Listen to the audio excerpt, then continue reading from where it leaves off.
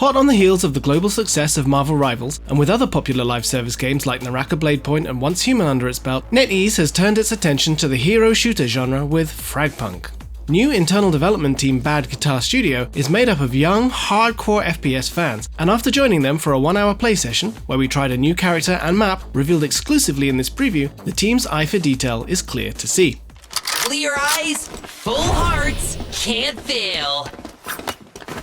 FragPunk's main game mode is the 5v5 Shard Clash mode. On its surface, this mode resembles your typical Overwatch-like hero shooter skirmish, but it also pulls from a variety of influences to mix up the gameplay. The rounds in this mode are closer to the bomb defusal objectives of Counter-Strike, with one team planting bombs at specified locations and the other defending, with relatively small arenas that keep rounds tight and focused.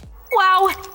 As with any hero shooter, players can choose from a selection of characters named Lancers who each have a selection of unique skills. For our session, we tried the newly unveiled character Chum, a stone robot who is accompanied by a mechanical pet anglerfish named Chomper. Chum can toss projectiles similar to sticky mines and smoke grenades, as well as sending Chomper out as support.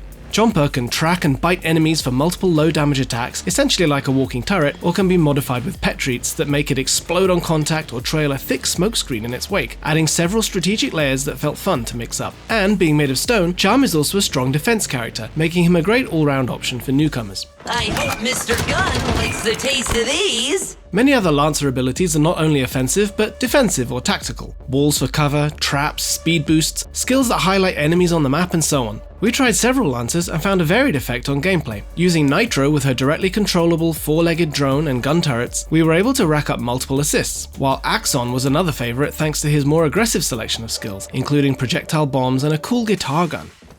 Well, don't eat it this time! But what really sets FragPunk apart is its shard card system. At the start of each round, each team is assigned a set of 3 cards, each of which changes the rules of the round for your entire team. Some are simple stat percentage boosts or buffs, while others do things like increasing the size of your enemy's head, decreasing your own, or equipping helmets, affecting the difficulty of headshots for that round. Others still are much more unusual and completely change the gameplay.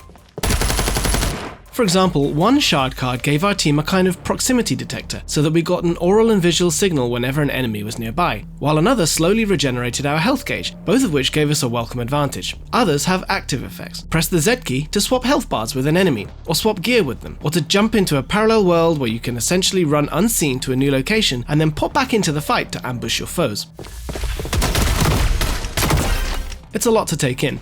You only have around 30 seconds to finalize your hand for each round, and at first, each of the 150 plus cards will be new to you. But after a few rounds, the shard card system began to make sense, and really paid off in terms of making each round feel different. We were forced to engage differently with every round, rethinking strategies and responding not only to our team's current hand, but also the enemy team's. Sticky bomb activating. Interestingly, the rule set shuffling shard cards were inspired not only by other video games, but also by sports. Creative director Xing Chang explained, "I play soccer and basketball, so I like games with a 2-team system. The NBA often make changes to the rules to keep the sport interesting. Based on that idea, I also wanted to have a system of tweaking the rules in our game." You're tying, little buddy. FragPunk also features a duel mode. When a match ends in a tie, it changes to a one-on-one showdown, a little bit like the mano-a-mano face-offs in Call of Duty Warzone's Gulag, but inspired by the penalty shootouts from soccer. Each player takes their turn in the queue for a series of short and sharp winner-stays-on rounds in small but vertically layered arenas, making for a fun and different Tiebreaker minigame. It's so cool, the devs even added it as a separate standalone mode called Duel Master. You're on a dueling Wednesday. Each map has interactive gimmicks that players can use strategically to gain the upper hand. First, we tried the newly unveiled map Dongtian. This is the Hangzhou, China-based dev team's stab at an Asian-flavoured map, and its 2 bomb sites can be rotated by players for tactical advantage. We want to use these rotating walls to switch the edge between the attack team and the defense team, explained level designer An Yuan. So we encourage players to fight for that core area to maintain their edge or to get the edge for themselves. Other maps have their own gimmicks that were fun to explore, from changeable bridges to magic portals, and clearly players who take the time to learn them will gain an advantage. I go where I will.